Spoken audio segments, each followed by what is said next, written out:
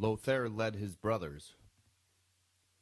The backyard was 270 feet deep, almost a football field. Extending from the rear of the 100-year-old Georgian, whose rotting tiles cascaded from the roof at unpredictable intervals, was a concrete patio with a step down to a second tier, halfway to the axe-wielding oak tree. The axe was usually stuck somewhere in the tree's bald spot that was the location of its repeated maiming of the bark. The wound initially grew, but a learned precision honed in practice contained the spread of baldness. The mud poked through the trodden grass that was as distinct as a hiking trail through the woods, only more new. It was roughly 3 feet wide and 12 feet long from the base of the tree and at an angle to the southwest. Another path of beaten grass lay to the north of the garage and ran parallel to the short hedge bush lining its baseboards. It faded into the untouched grass where the trees shaded its projection. Beyond the garage was where the mysteries manifested themselves in the minds of the youths that explored them. The yard was much darker beyond the tree and darker still behind the garage. There was a patch of grass that was rectangular, edging square in shape, all four sides shielded from parental eyes and spying neighbors. He often would be there at the head of his beaten grass path, arm back, elbow high and tight to his head, at a perfect angle and in sync with my arrival. As the gate opened, I would only catch the perfect end of the flick of the axe, and my eyes would follow the end of his fingers to catch up with the axe that was distancing itself end over end and finally lodge itself into his totem of no particular design.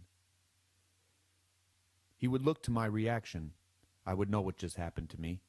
I was shown, not for the first or the last time, a skill that I didn't have. I would nod my head, a respectful acknowledgment, one that did not allude to knowing what he was up to, but rather one that said, "Nice throw." He would act as if it were of no consequence, but gladly offer instruction in his devised systems of accomplishment. The BB gun was his next weapon to master. It was a scoped rifle, a daisy.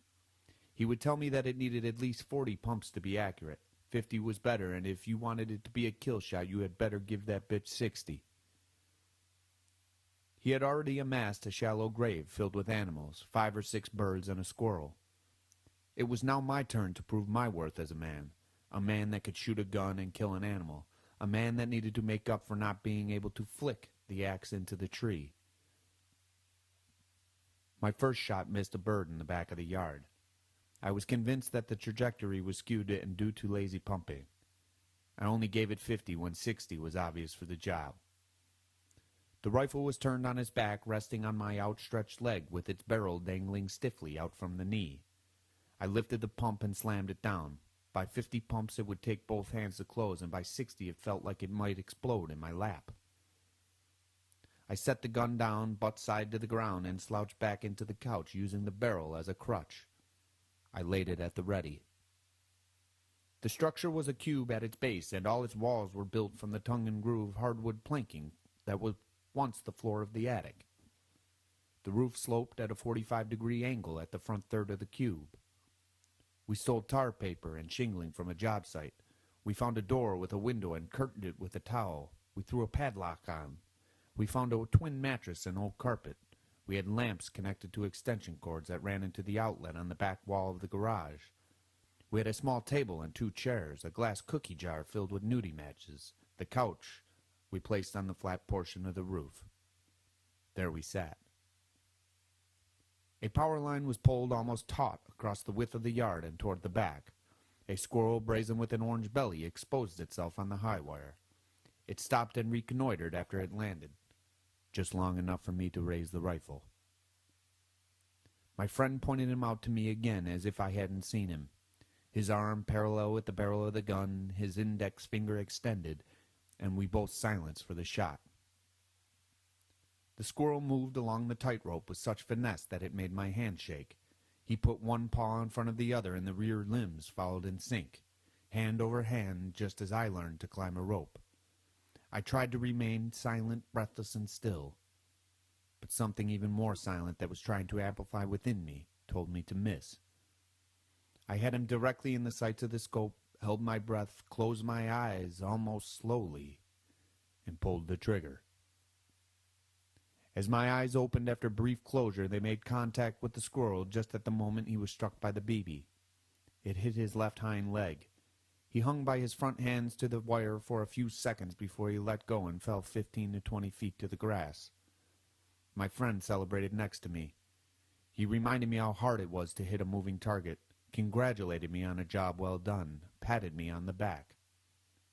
But my eyes were on the squirrel.